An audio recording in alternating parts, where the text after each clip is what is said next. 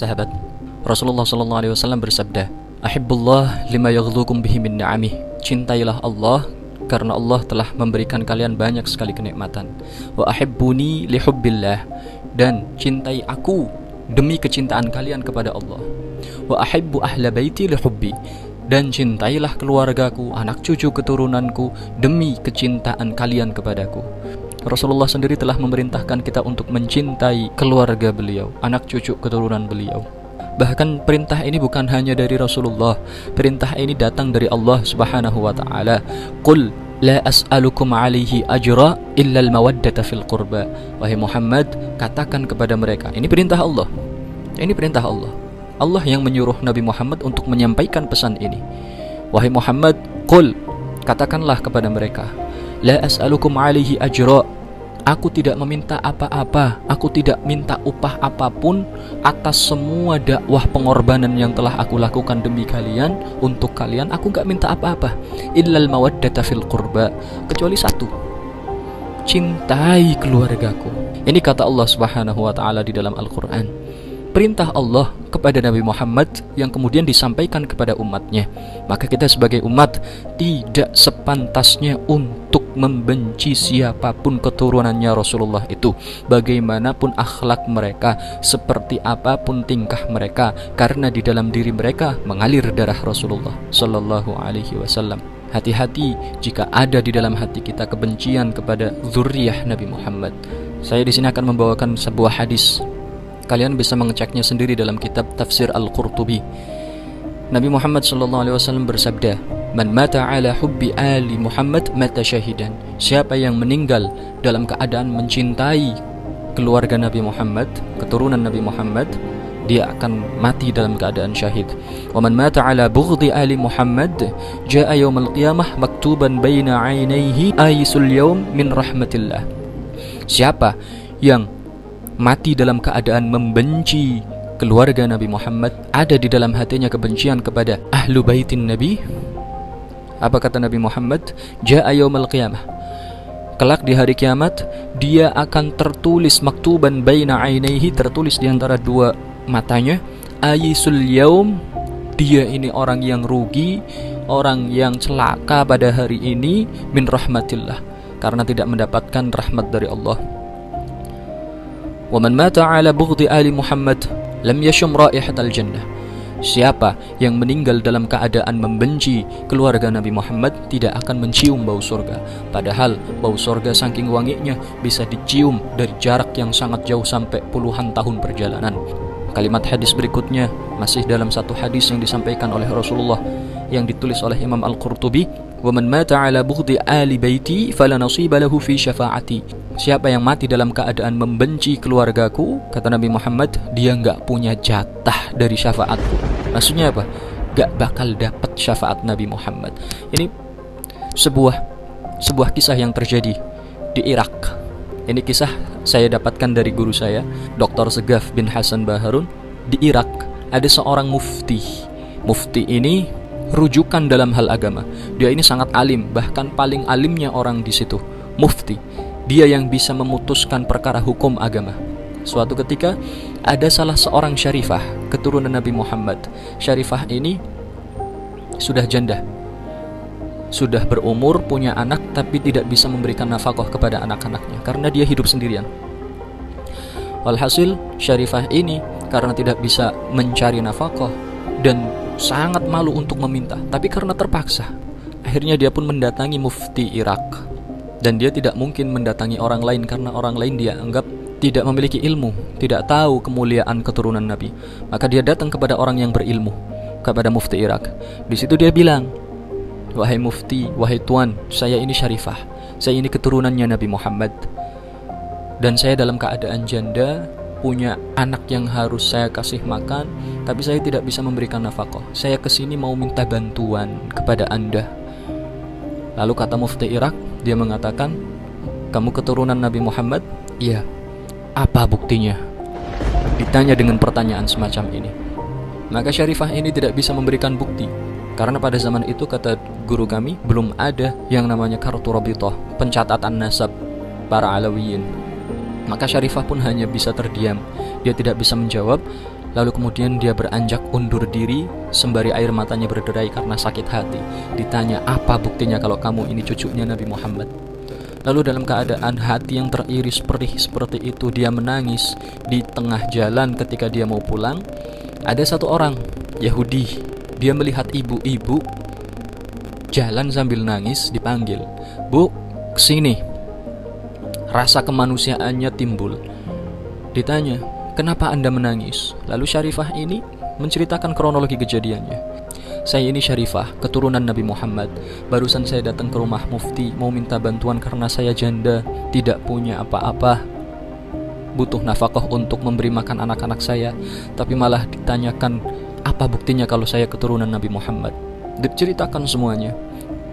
Hingga akhirnya si Yahudi ini merasa iba. Hatinya ikut simpati dengan Syarifah ini. Lalu dia bilang, "Ibu, kalau begitu ibu bawa saja anak-anaknya ke sini. Ibu tinggal di rumah saya. Akan saya berikan semua kebutuhan ibu." Maka mendapat tawaran seperti ini, Syarifah ini merasa sangat senang. Dia bawa anak-anaknya, dia hidup di tempat itu, dan dia dimuliakan oleh sang Yahudi ini. Semua kebutuhannya dipenuhi. Hingga pada suatu ketika, si mufti tadi, dia suatu malam bermimpi seolah-olah kiamat ini telah terjadi. Semua orang di seluruh dunia berkumpul jadi satu. Mereka berteriak minta pertolongan, minta syafaat. Dalam keadaan genting menakutkan seperti itu, mufti ini berlari mencari syafaat. Tiba-tiba Rasulullah lewat di depannya.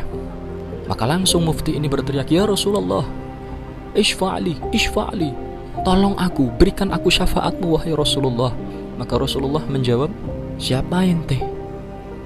Kata mufti ini, "Ana ummatuk." "Saya umatmu wahai Rasulullah." Dijawab lagi sama Rasulullah dengan sebuah pertanyaan, "Ma daliluk?" Apa buktinya kalau ente umat? Si mufti ini langsung kaget.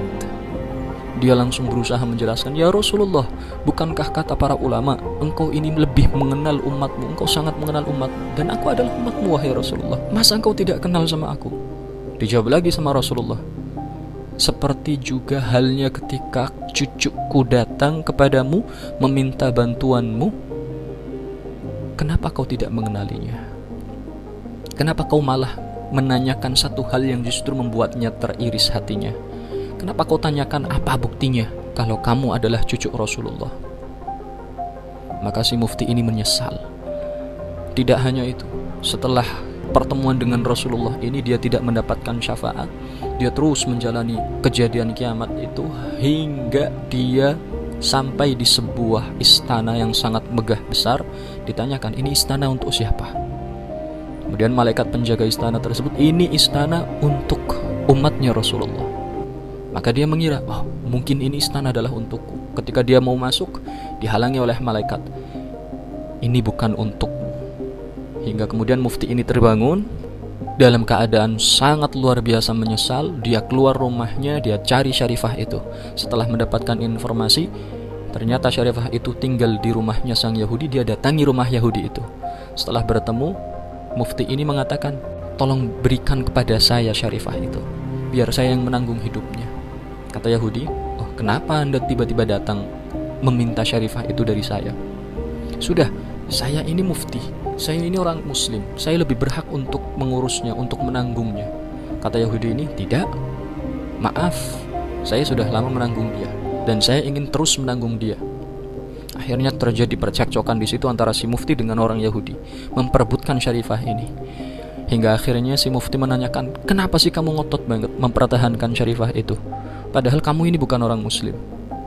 Dikatakan sama Yahudi, "Kamu tahu, istana yang kamu lihat di dalam mimpi itu adalah istana yang dibangun untuk saya. Karena sebab saya memuliakan Syarifah ini. Maka bagaimanapun kamu meminta Syarifah itu dariku, saya tidak akan pernah melepaskannya, karena saya telah mendapatkan jaminan dari Nabi." Lihat, padahal dia Yahudi. Meskipun nanti di akhir hidupnya si Yahudi ini akan masuk Islam karena berkat menghormati, memuliakan cucu Nabi Muhammad. Berikutnya hadis yang disebutkan dalam kitab Tafsir Al-Qurtubi, "Man mata ala hubbi ali Muhammad mata syahidan. Ala wa man mata ala hubbi ali Muhammad mata mu'minan mustakmilal iman." Ketahuilah, Ketahuilah dengan sesungguh-sungguhnya, siapa yang meninggal dalam keadaan cinta kepada keturunan Nabi Muhammad, keluarga Nabi Muhammad, dia meninggal dalam keadaan syahid. Ketahuilah, barang siapa yang meninggal dalam keadaan mencintai keturunan Nabi Muhammad, keluarga Nabi Muhammad, dia meninggal dalam keadaan iman yang sempurna. Ala wa man mata ala hubbi ali Muhammad fataha lahu fi qabrihi babani ilal jannah. Siapa yang meninggal dalam keadaan mencintai keturunan Nabi Muhammad, Allah akan membukakan 2 pintu di kuburnya, pintu yang menuju ke surga. Ala wa man mata fi hubbi ali Muhammad ja'alallahu qabrahu mazara malaikatir rahmah. Siapa yang mati dalam keadaan cinta kepada keturunan Nabi Muhammad, Allah menjadikan yang menziarahi kuburannya adalah malaikat-malaikat rahmat. Ala wa man mata ala hubbi ali Muhammad basyarahu malakul maut bil jannah thumma munkar wa nakir. Siapa yang meninggal dalam keadaan cinta kepada keturunan Nabi Muhammad, dia akan mendapatkan kabar gembira dari malaikat maut. Kabar gembira apa? Surga. Tidak hanya itu, setelah dia dicabut nyawanya, dikubur di dalam tanah, Munkar Nakir datang kepadanya pun memberikan kabar gembira kepadanya, surga. Dan ini ancaman yang luar biasa. Ala wa man mata ala bughdi ali Muhammad mata kafiran. Siapa yang meninggal dan di dalam hatinya ada kebencian kepada keluarga Nabi, mata kafiran, dia meninggal dalam keadaan kafir, akan meninggal dalam keadaan kafir. Maka saran saya, jangan sampai Anda membuktikan hadis ini meninggal dalam keadaan benci kepada ahlu baitin Nabi, keluarga Nabi Muhammad. Kita tahu di Indonesia ini banyak habaib.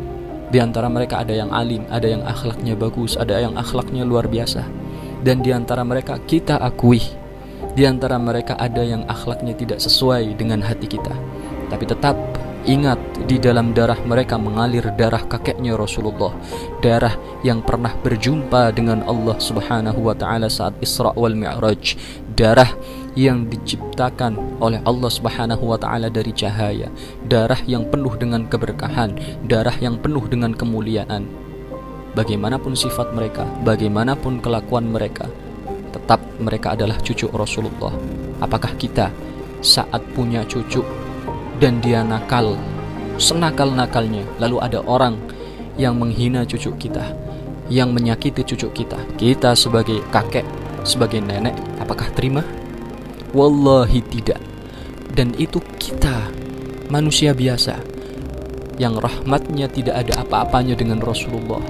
Lalu bagaimana dengan Rasulullah saat cucu-cucunya disakiti, saat cucunya difitnah, saat cucunya dikriminalisasi, saat cucunya dibuat permainan? Apa yang akan mereka katakan nanti di hari kiamat di hadapan Rasulullah?